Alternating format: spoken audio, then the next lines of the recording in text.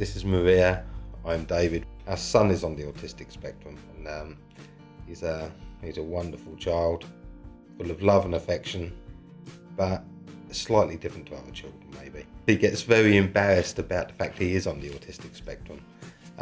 He's very conscious of it. The first day I went to nursery, he just lost it. He didn't know what to do. He'd never left my side before.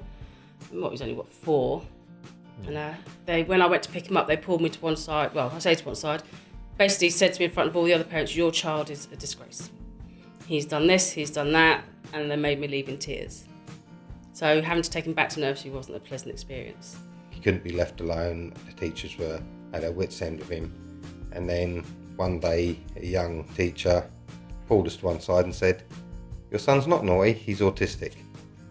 And we said, "Great, what does that mean for us as a family?" She says, "I don't know, someone's just told me to tell you that." But he did get great help after he was diagnosed, and he had fantastic teaching assistants. But it's because he had been labelled with autism, they couldn't treat him as a naughty child anymore. Fortunately for us, our neighbours worked for Spectrum, which is an autistic charity. They said, basically, on the spectrum of autism, it's just at the grassroots a lack of social skills. And we took the decision, whether it be right or wrong, that he should stay in mainstream schooling, because we were of the belief if he went to a school where no one had social skills, how would he learn social skills? So we still don't to this day know whether that was the right decision or the wrong decision, because obviously being different in mainstream school is not ideal for any child. Children are a lot more accepting in junior school, and when they go to high school they notice things that are different. And he got picked on horrendously at high school, and the teachers were just useless. He just got bullied all the time. He didn't learn a thing. I wish I'd never sent him to mainstream. When he first came to Red to Green, he was 16, he'd just left, and he was a mess. And Red to Green changed him though, didn't they? From a really angry, even now if you mention school, he knows how to, you can see him getting upset, but he knows how to deal with it, which he didn't for a long time, did he? Red to Green, where we are now, is phenomenal. Absolutely phenomenal. If someone had asked me 4 years ago, would my son lead a normal life of any description, I would have said it just couldn't happen. In the 4 years he's been coming here, he has changed so much for the better. I used to be a teaching assistant, and the little girl I looked after was autistic.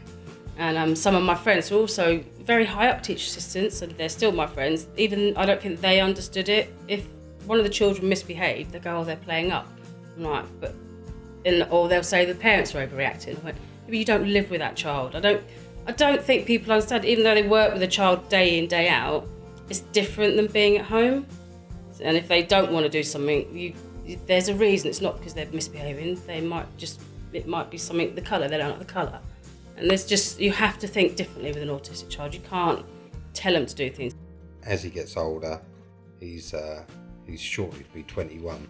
He just falls through all the government loops. He's not special enough to access aid, but he's not mainline enough just to go out and do what he needs to do. It is such a big spectrum.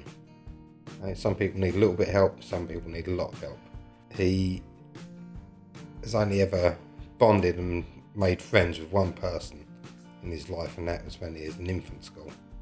He's never had a friend. He has no social outlet other than us, and we are his entire life.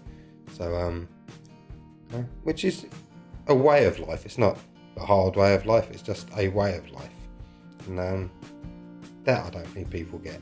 You can't relate to the fact that everywhere we go, we have a 21-year-old boy with us who, is just an extension of us, really, isn't it?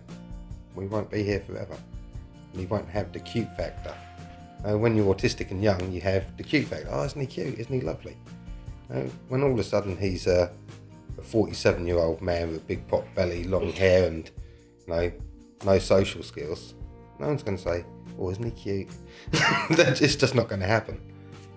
And if anything were to happen to us, where does that leave him for the rest of his life? So for his long-term being, I can quite definitely say on my behalf, I'm not so sure about Maria's. Of course we would have liked to have been whatever perfectly normal is. Yeah, and I want him to be happy, I want him to have friends, and I want him to have a family, and you just don't know if he's going to have that, do you? He's got 2 nieces. He adores them and he wants nothing more than to get married and have children. But where's he going to meet his missus? No one's going to knock on our door and say, that lad you keep locked up in the bedroom. Can I meet him? Can we give him a job and marry him? But then, to be fair, he is starting a college course this year, so maybe that's the first step. Yeah. But he is changing, and a lot of that is to do with Red to Green.